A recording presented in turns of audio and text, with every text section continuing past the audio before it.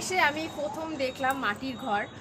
আগে তো মোবাইলে ভিডিওতে দেখাই যায় সচরাচর, কিন্তু এখন অনেক বিল্ডিং হয়ে গেছে, কিন্তু মাঝে মাঝে মাটির ঘরগুলো দেখা যায়। তো এখানে কিন্তু দেখতে পাচ্ছেন মাটির সাথে মানে গোবর লেপা আছে, রে বল গোবর লেপা থাকে, মানে এতটা শক্ত। আর এখানে তো লাল মাটি থাকে, তাই মাটিগুলো অনেকটা কিন্তু লালচে লালচে। একটু চল আয়নার ভিতরে আসি। এখানে একটা ঘর আছে, হয়তো দেখ এখানে উনুনও আছে রে, দোকান। মাটির উনুন তো অবশ্যই আমরা দেখে থাকি, আমাদের দিকেও আছে, কিন্তু মাটির ঘর কিন্তু আমাদের ওদিকে বলতে গেলে একদমই নেই। আর বীরভূমের এদিকটাই আমি দেখতে পাচ্ছি মাটির ঘর, মাটির যাবতীয় টালির ঘর, তারপর খড়ের ছাউনি, সব কিছু আরো অনেকটা। যাই হোক, ভেতরে যাবো না, তো বাইরে থেকেই দেখি।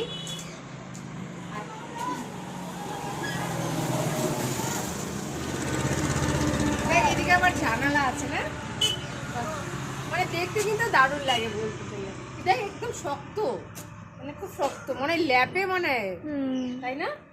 খুব সুন্দর, দারুণ লাগছে।